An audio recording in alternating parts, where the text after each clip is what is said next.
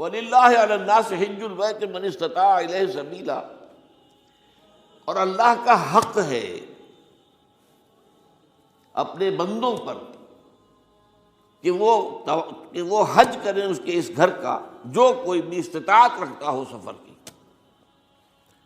اگر زاد راہ ہے، خرچہ ہے، جانے آنے کے اخراجات مہیا ہیں، اور یہ کہ آپ پیچھے جن کو چھوڑ کر جا رہے ہیں ان کے لیے بھی اتنے وقت کا جو ہے وہ انتظام ہے کھانے پینے کا، گزارے کا، نان نفقے کا، تو آپ پر حج فرض ہو گئے۔ اب اگر اس فرضیت کے بعد کوئی شخص تاخیر کرتا ہے تو وہ بڑے گناہ کے اندر مبتلا ہے۔ جیسے ہی فرضیت ہو جائے، پہلا کام جو ہے، پہلا قرض جو ہے، یوں سمجھیے یہ اللہ کا قرض ہے بندوں پر۔ یہ لام جو آتا ہے، لام اور اعلیٰ، لام کسی کے حق کے لیے، اعلیٰ کسی کے اوپر حق ہونا۔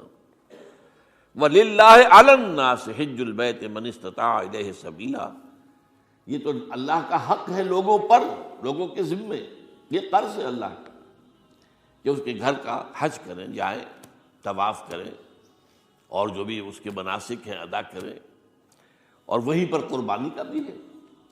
لِيَشْهَدُوا مَنَافِعَ لَهُمْ وَيَذْكُرُوا اسْمَ اللَّهِ فِي أَيَّامٍ مَّعْلُومَاتٍ عَلَىٰ مَا رَزَقَهُم مِّن بَهِيمَةِ الْأَنْعَامِ فَكُلُوا مِنْهَا وَأَطْعِمُوا الْبَائِسَ الْفَقِيرَ، اسی کے اندر جو ہے مناسک کے اندر قربانی بھی ہے۔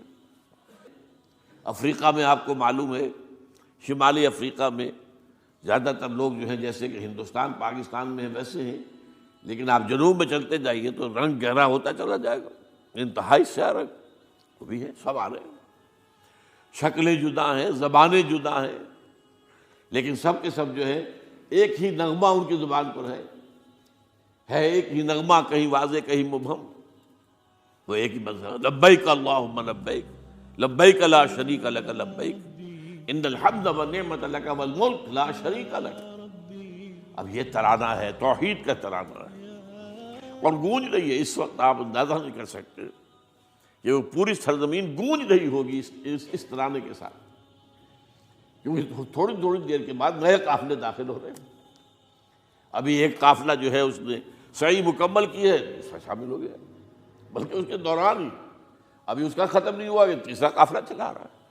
وہ تو یہاں تو ظاہر بات ہے کہ میں نے چونکہ ایک نقشہ اپنی نگاہوں سے دیکھا ہے، مدینہ منورہ سے اور مکہ مکرمہ جاتے ہوئے رات کے وقت، کہ کہیں جو ہے وہ روشنیوں کی وہ قطار ٹوٹتی ہی نہیں تھی، مسلسل معلوم ہوتا ہے کہ سڑک کے اوپر گاڑی ہے، مسلسل، کہیں اس کے اندر وقفہ ہی نہیں۔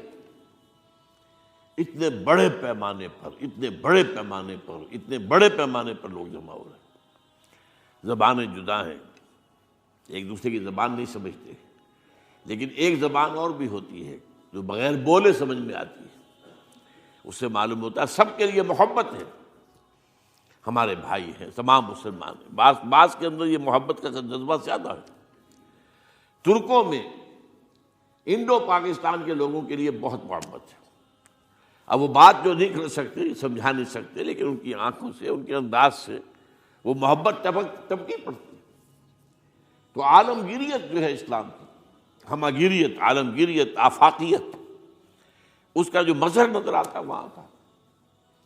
پھر یہ کہ ہمارے ہاں کی جتنے بھی فرقہ بندیاں ہیں وہ وہاں ختم ہو جاتی ہیں۔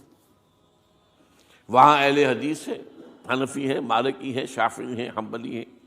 یہ کام بھی کیا ہے آ کر انہوں نے آل سعود نہیں، ورنہ اس سے پہلے جو ہے وہ 4 مصلے علیحدہ تھے، وہاں پر 4 جماعتیں علیحدہ ہوتی تھی۔ یہ حنفی مصلی ہے، یہاں پہ حنفی امام ہے وہ پڑھائے گا، یہ شافعی مصلی ہے، شافعی امام ہے وہ نماز پڑھائے گا۔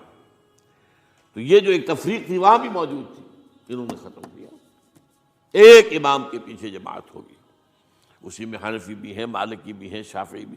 کچھ ہیں لوگ جو زیادہ، جن کے اندر کچھ زہر زیادہ گھل گیا ہے فرقے واریت کا، وہ پھر نہیں نماز پڑھتے، وہاں پر محروم رہتے، اس کی فضیلتوں کو چھوڑ کر جا کر کہیں اپنے جو ہے گھروں پر جہاں ٹھہرے ہوئے وہاں جا کے نماز پڑھ لیتے ہیں کہ یہ جو ہے وہابی، ان کے پیچھے ہماری نماز نہیں ہوتی۔ لیکن نہیں، عام طور پر ایسا نہیں ہے، عام طور پر سب لوگ جمع ہیں، نماز پڑھ۔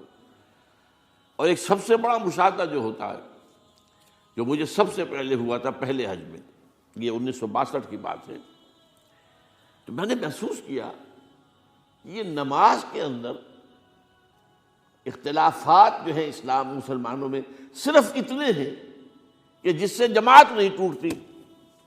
اختلافات ہیں، رفع یدین ہے یا نہیں ہے، آمین بالجہر ہے یا نہیں ہے، اختلافات تو ہیں، لیکن جماعت نہیں ٹوٹتی.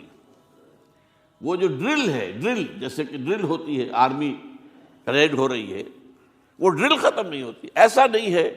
میں نے جب سوچا اگر کسی مسلک کے نزدیک رکوع بھی دو ہوتے جیسے سجدے دو ہیں، تو وہ لوگ تو ایک رکوع کے بعد دوسرا رکوع کرتے اور باقی لوگ سجدے میں چلے گئے ہوتے، جماعت ٹوٹ جاتی. یا اگر کسی کے نزدیک ہر رکعت کے اندر جیسے رکوع ایک ہے، سجدہ بھی ایک ہی ہوتا، تو کچھ لوگ تو ایک سجدہ کر کے کھڑے ہو جاتے ہیں اور دوسرے لوگ جو ہے دوسرا سجدہ کر رہے ہوتے، جماعت ٹوٹ جاتی. تو یہ میں سمجھتا ہوں کہ یہ کس کی حکمت ہے، کس نے یہ طے کیا کہ ٹھیک ہے آپ میں رنگا رنگی بھی ہو، اے ذوق اس چمن کو ہے زیب، اختلاف سے اختلاف بھی ہے، رفع یدین بھی ہو رہا ہے، آمین بالجہر بھی ہو رہا ہے، نہیں بھی ہو رہا ہے، سب کچھ ہے، لیکن وہ اجتماعیت نہیں ٹوٹ رہی. یہ وہ یوں سمجھیے کہ یہ زندہ معجزہ ہے اسلام کا کہ 1400 برس بیت گئے ہیں اور کتنے بڑے علاقے میں یہ اسلام پھیلا ہے، اور یہ کہ مختلف مسالک وجود میں آئے، اس میں کوئی شک نہیں ہے.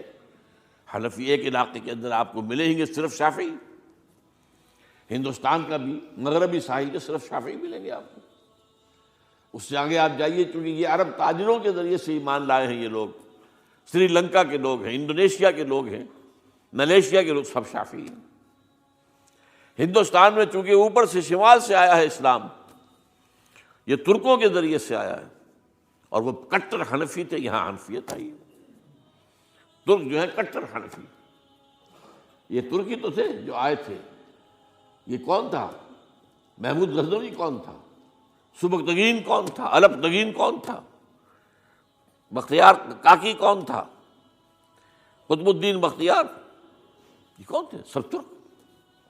اور ترک بھی کون؟ غلامان، خاندان غلامان یاد کیجیے. لیکن بہرحال ان کے ذریعے سے جو اسلام ان کے ساتھ آیا ہے وہ خالص حنفی اسلام، کوئی حرج نہیں. وہاں جا کر سب جمع ہو جاتے ایک وحدت کے اندر. تو یہ چند مشاہدات وہاں کے ہوتے ہیں جو ہماری ظاہری آنکھوں کو بھی نظر آ جاتے ہیں، جس کا کہ قلب کے اوپر بڑا گہرا اثر پڑتا ہے.